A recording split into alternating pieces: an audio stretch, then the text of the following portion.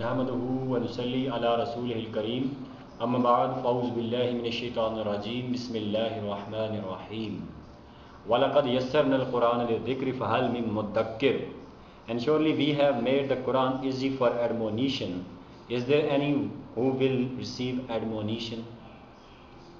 तो कुरान पाक का तर्जुमा इस आयत में, और यकीनन हमने कुरान पाक को आसान कर दिया नसीहत के लिए, तो है कोई जो इससे नसीहत पकड़े। तो ये कुरान पाक का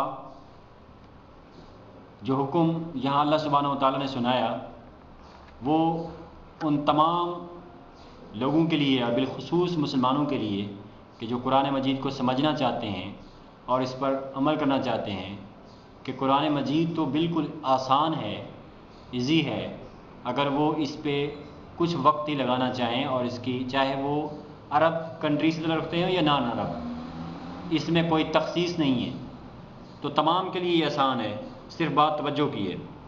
और बिलखुसूस यहाँ पर मैं अर्ज़ कर दूँ कि वो लोग जो कि उर्दू ज़ुबान जानते हैं उनके लिए और ही ज़्यादा आसान है, क्योंकि 60% अरेबिक आप बोल रहे उर्दू अरेबिक के अल्फाज आप बोल रहे हैं उर्दू ज़ुबान के अंदर।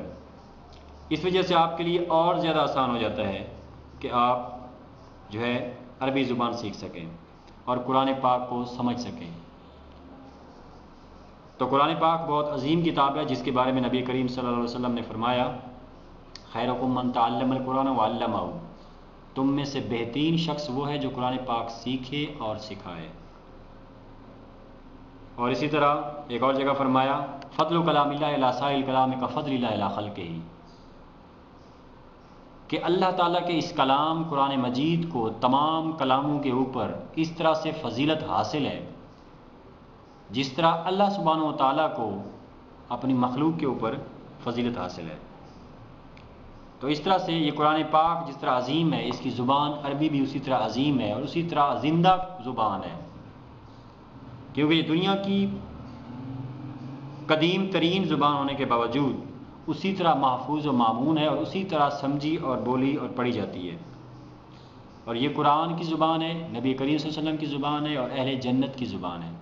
तो इसलिए इसको समझना और इसको सीखना ऐन सवाब है।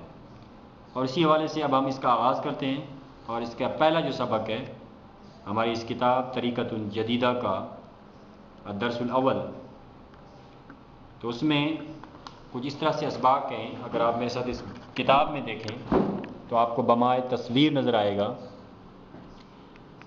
किताबुन, किताबुन किताब,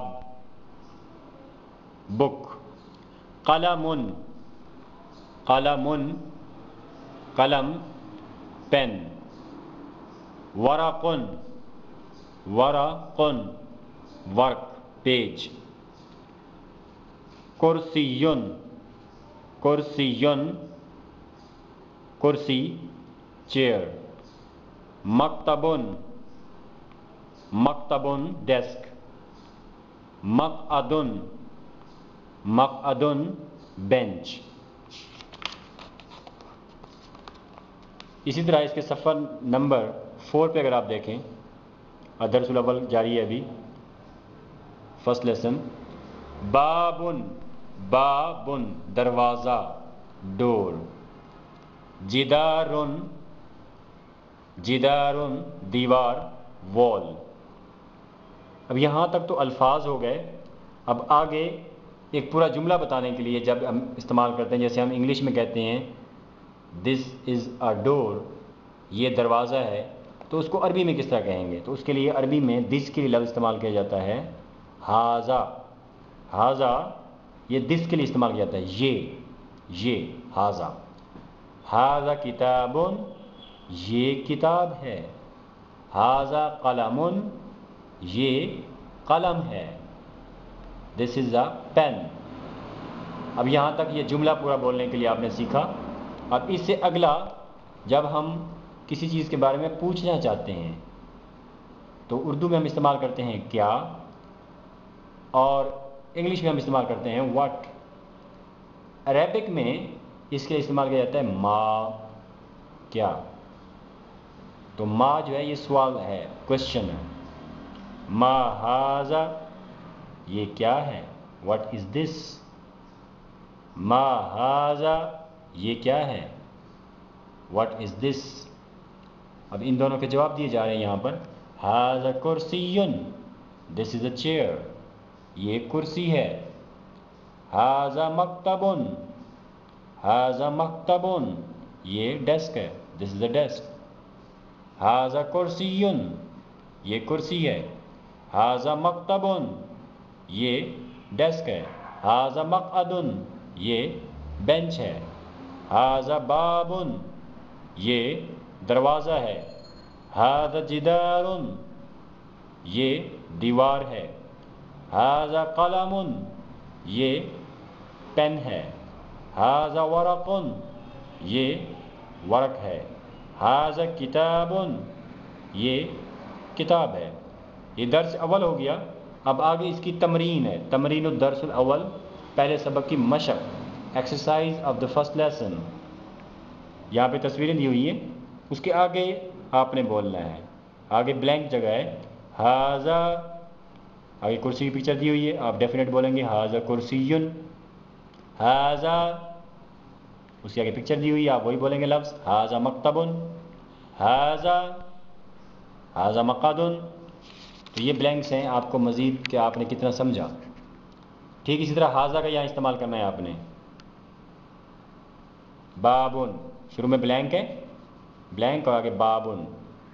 ہاذا بابٌ ہاذا جدار پکچر دیکھ کے آپ نے بتانا ہے. ہاذا کتاب یہ دروازہ ہے, یہ دیوار ہے, یہ کتاب ہے. اس طرح سے آگے پکچر دی ہوئی ہے چیزوں کی اور اس میں کچھ بھی نہیں لکھا ہوا ہے, آپ نے پورا جملہ بولنا ہے. ہاذا قلم ہاذا ورق ہاذا کرسی ہاذا باب ہاذا جدار ہاذا کتاب. تو یہ نئے ورڈ جو بار بار دہرائے جا رہے ہیں, یہاں پر آپ کو ایز اے تمرین یعنی کہ ایکسرسائز کے طور پہ یہاں پہ الفاظ دیے گئے ہیں.